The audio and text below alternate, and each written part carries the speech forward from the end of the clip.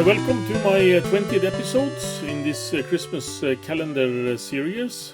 And this time we are just going to touch into some theory about using your TTL logic to interface with other stuff and some practical implications. And there will be no breadboard and no lab session in this episode, I will warn you.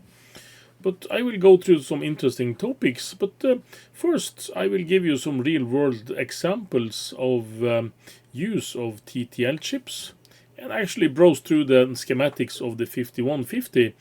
It contains lots and lots and lots of TTL chips, especially if you go to the display adapter, drive adapter, and all these things. And even the printer interface and other stuff, it's made entirely out of TTL circuits. What we see here is some practical use of TTL chips, and this is from the 5150 reference manual for the original IBM PC. And here you can see that it actually stated that the address buffer is 74LS244, and the same with the address buffers on the IO lines, and that you also have the data buffer for 255.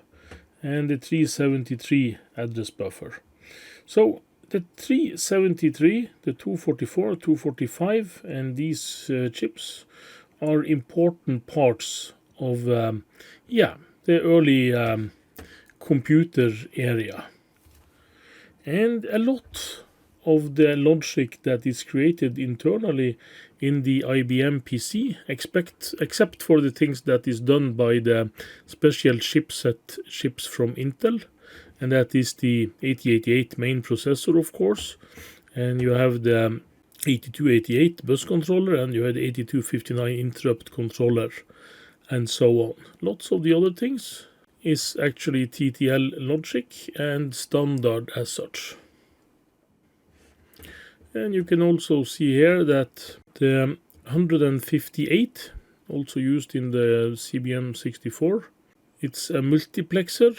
It's used here, specified. And we was speaking about latches earlier. And on the keyboard interface for the original PC, this was also improved a lot later on. But here you actually have specified that the flip-flop that latches the clock input is the 74S74. And you also have a 322 that takes the clock and makes it parallel. And you also have some LS04, that's an inverter that does some tricks on this. Another interesting use in the 5150 is the game controller adapter block diagram. And here they stated that they used the 74LS138 as an address decoder. And that is actually something that was used by quite a lot of ISA cards back in the day to decode the address bus so that they know when the chip enable should be and they should communicate on the bus. And here they used 138, and they also stated that they uses a 244 buffer driver.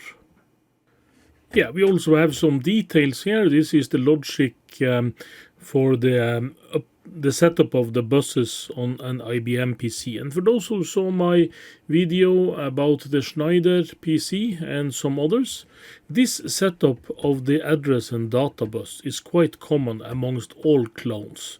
And this survived not only the 8088, but there are some 8286s and even some 8386s without chipsets that actually has about the same setup, albeit with small differences, of course. For all the gate chips, it's quite common to see them like this, that they are just the gates hanging out, but for the major bigger chips like the 244, it's common to see them as this square block. But otherwise, if you are just using one of the gates for this chip, you are only displaying the gate and you are giving the pin numbers, and also it's quite common to see what gate number it is, but that is not practiced here. And the same with flip-flops. Sometimes they do them like this, where they draw the flip-flops out of the chip packaging so that this is a dual flip-flop, that it doesn't stay within one chip like this. It's quite a common way to do things, and it actually makes it easier to understand some kind of schematics. Otherwise, you would have to follow a lots and lots of leads over several pages. And while we are looking through the 5150 schematics, it's nice to notice that the whole parallel printer adapter circuit is done with discrete logic, or not discrete logic, but with TTL chips and no integrated circuits that is custom made for this. So off-the-shelf components and nothing special, but very creative use of the chips back in the day. Yes, we saw some real-life applications of TTL chips in the IBM 5150 schematics, but we are not totally done yet with interfacing with the TTL, and then there is no way around the more talk about the open collector. And open collector is one way. You can also have open emitter, and you can have open drain and open source for the CMOS variants. But we are going to speak about the open collector because that's the most common thing in the TTL world. And remember, we are back in the 70s and 80s when TTL ruled the world. TTL can actually be used to combine logic and buses that you can't otherwise combine. If you are combining outputs with totem pole outputs and tie them together just like so, you will actually short out the bus. But what you can do with the open collector is that if you have these inverter gates that's coupled together like so, you get a wired NOT OR gate out of this, because either one of these, when high, can draw this low, and you will have the power go through here, and this will, when this transistor here, if this one opens, I'm using the green pencil, if this one opens, the current will pass through here, and this point here will be drawn to ground, and this will be low, as we can see here. And this can also be used in some other forms. It can be used in dia converters, and it can be used to all kinds of logic. It depends on what you wire together here. But this is, it's used somewhat in old computers. This is actually used to drive buses. But we are going to look more into more practical applications of the open connector, and that is if you are going to drive something. If you are going to drive a relay, for instance, open collector is the way to go. And you can use, of course, a 5-volt relay, and you can drive this by pulling it low and use an ordinary part. But you have to remember, a relay, the drossel in the relay that actually drawing the contacts and making the force and the pressure on the contact has to be strong. Otherwise, there will be some bad contact, there can be some sparks, and there will be some connector bunching when they connect together. So a relay needs to be driven by a high voltage to get the draw that you need to make good contact. And this is shown an example where you use an ordinary TTL chip, where you drive a relay coupled up to 12 volt from the open collector. This is just standing on the open collector with no series resistor. And this is in this experiment here, it's running a 230 volt light bulb just on the contacts on the relay.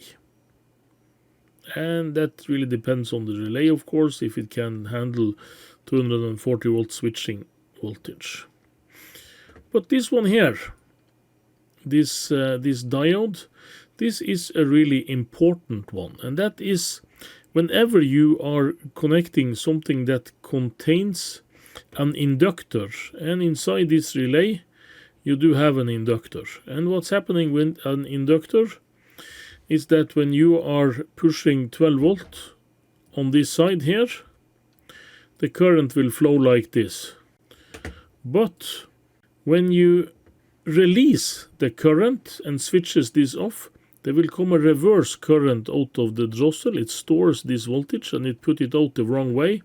And then you can get spikes and you can get strong minus voltage on this output, and you can destroy it. And you can also, of course, make havoc with other things up on this 12-volt rail.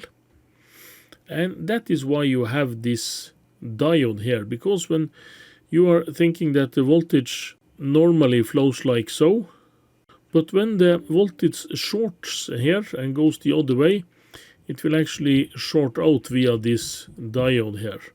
So the reverse voltage will never reach more than the forward bias on this diode.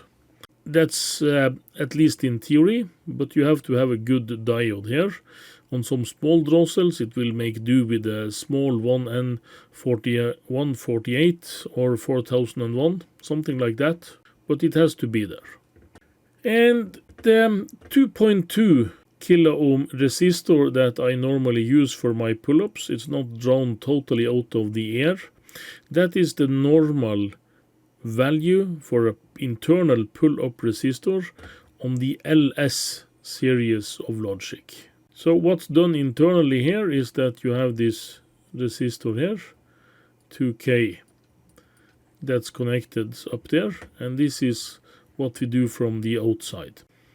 And you can also use the open collector to interface with 3.3 volt logic. A lot of the modern fun things like small one board computers and so on that you can use to control every thinkable device, it actually a lot of this is using 3.3 volt. And you can use TTL LS chips and you can drive them with VCC on 5 volt, and you can actually pull this up to 3.3 volt and it will work. Then you have, if you have a voltage here that goes like so with 5 volt, you will get a voltage, of course it's inverted on this side, and it's 3.3 and 0. Yeah, a miracle of a drawing. I draw the same amplitude, and even though I know it should be lower voltage, that's class.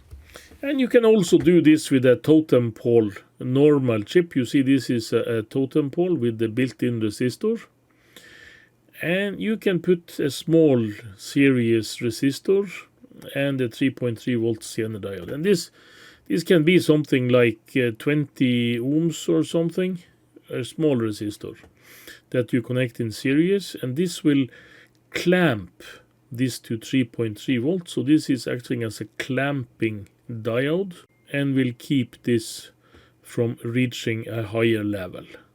So if you are going to use this as input, and this of course works on an input too, because if you do have something here that is 5 volt and you want to clamp the input to 3.3 volt, you can use this on an input on an ordinary TTL chip. And I will show you why. This is not totally correct in today's world, because these voltages has changed a bit and they are a wee bit different between different series. But you can see here that the output voltage, a high is minimum 2.7 volt and a low is 0.5 volt. So that is the allowed output voltage for a TTL chip. And when you connect this to an input, the input defines this even stronger and has a narrower gap, because it will detect anything over 2 volt as high and below 0.8 as low. And that means that you have some noise gap here. You can have some noise and variations in your signals, and it will still be within this window. And that is the safety margin when we are dealing with outputs and inputs of TTL, and these voltages can be good to remember. But then it's also good to know that the 3.3 volt logic that actually works in this area here will have its low on about the same level, but the high here, maximum will of course be 3.3 volt, but it will operate from, about here. So it will be compatible on this side. You can feed a 3.3 volt output to a 5 volt input, and it will be detected within the right levels. We are going to look into one more thing today, and that is actually making sound with TTL chips. And this is actually from the IBM 5150 schematics. And here they have used the timer chip. The output of the timer here is put in a NAND gate and is working together with speaker data. And speaker data is what you are programming. And this is via this chip. It's NANDed in to control the output. And you can see if this one is getting out a signal that corresponds with this. If both of them are 0, it will get high. Both 0 and 1 high. But if both of them are getting 1, that means that you are getting a 0 out. So this acts as a control. If this is going high, then this is deciding what you are going to get out on the speaker chip. And this here just acts as an amplifier. It's a 75475 chip, and that's actually pin compatible with the MC1472, where there exists a data sheet. And this is actually just coupled. This is always tied to plus 5 volt. So this acts just as an amplifier out here for the speaker. And you have a filter here that filters high frequencies to ground, and that means this is a low pass filter. So this is what's originally used on the IBM PC, but it's a very complicated circuit, and you can't put a timer in the circuit and make a real PWM on a normal basis. So normally you do program the PWM, or you just put in a pulse that has the right frequency if you only want one sound, like a beep or something. Or more simplified, 1000 hertz tone or something. One way to do this, and this is one that is pictured quite often, is that you take any TTL gate and you just drive it through a transistor. And you can actually drive this without a transistor. You can connect this straight to the gate if you have a gate that can deliver this much. But you have a transistor here, so this actually acts as an inverter. So when I draw it like this, it's a double inverter, so it acts as a buffer. And you have a speaker connected here up to 5 volt. And the danger with this is if you leave this signal high, if you leave this signal on the base here, if you're going up here and leave this high like so, there actually will be a coupling from ground up through the speaker and 5 volt. And the speaker contains a drossel like so with very thin wire. And if you have 5 volt connected as DC on this, you will burn the speaker. So if you forgot to pulse the signal, or if something hangs, you can actually destroy something. And here we also have the diode to take the reverse voltage of the speaker when you turn it off, and with a resistor in series. So when the negative pulse comes up here, it clamps down to the diode voltage plus the voltage on this resistor to avoid destroying all the other electronics. And there is another way of doing this. We can actually connect this like so, where we have the same, this is the same filter about that was in the IBM PC. It filters the high frequency down to ground, and that could be a good thing if you have some noisy signals. So this is gray, it's optional. You don't need to have it. The same with the series resistor. You should have it to not burn your speaker. But here you can see the speaker is connected via a capacitor, and this capacitor blocks the DC, and that means that this speaker will only be making noise and have a current running through it when there is change in the signal. So this is actually better on the speaker, but the circuit has a bit more loss, so it will not drive the speaker as good. Yes, I hope you stayed with me to the end. Not a lot of people will hear this, because when I see the statistics on YouTube, not a lot of people watch through to the end. Otherwise, they are maybe skipping parts. I have not analyzed that far. I use too much time just to make these episodes, so I don't have the time to do any analysis of this. But when this episode is finished, I have 4 more to go, and I'm going to do some more lab things, and I might even plan to do a bonus episode with some things when this is finished. But hope you enjoyed the content. Hope you learned something, and hope to see you again tomorrow. Thanks for watching.